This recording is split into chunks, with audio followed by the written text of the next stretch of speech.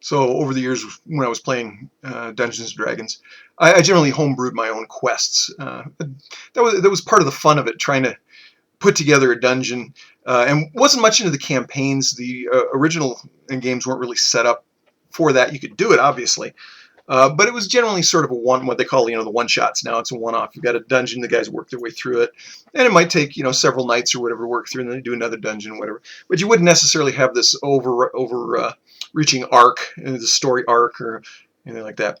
But I did buy one pre-made module, and that's this one, The Secret of Bone Hill, and I never actually got to play it.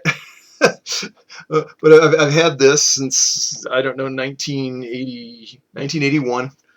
That's when this one came out, so I've still got it. But I always kind of felt that was like cheating a little bit. I don't know. But this is for levels 2 to 4. And as I said, I never got a chance to play it. I may yet, But that was for the old Advanced Dungeons and Dragons. Now, I just picked up a new, and this is a campaign book, so it's got several, whereas this module is essentially one quest. This is several quests, and this goes from levels 1 through 7. And it's part of an overall arc, a story arc. This is Hoard of the Dragon Queen, and then there's a follow-up campaign book. Picks up where this one leaves off. I don't know what level it goes to, but so this is this is one of the very few pre-mades that I've bought, and it's sort of new to me, and I simply don't have the time or the inclination to put together a quest, let alone a campaign. So I figured I'd go ahead and get something store-bought, take a look at it, and I haven't had a chance to go through it yet. The art and everything is really nice.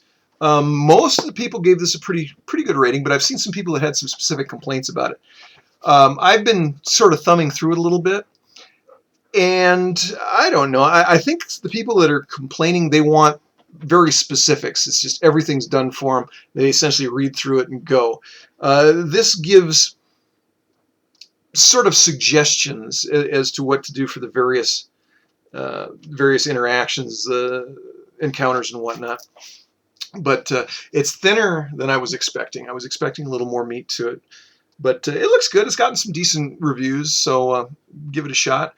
But yeah, this is my first store-bought campaign in a very long time, and it's one of only two I've purchased for Dungeons and Dragons over the years. And then a couple of my starter sets came with them, and I've used, I think, the original basic set. I used the one that came with it. I haven't used the one that came with my Essentials kit yet, but I haven't really had the time. But one of these days, I'm going to sit down.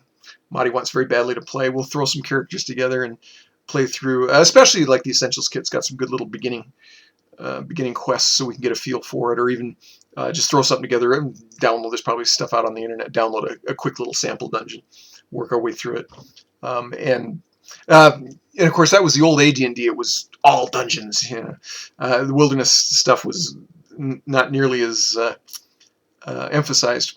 5th edition, they're into the cities and wilderness and ocean vessels and so on and so forth. And the actual dungeons are not as frequent, and they tend to be quite a bit smaller than we used to do in the old days. But so it should be fun. Get something new to thumb through, add to the collection if nothing else. And then I still got my old one I haven't played yet. Now, I may have to modify that a bit for 5th edition, but I can probably still get around to playing it, or even just use the old rules. I still got those.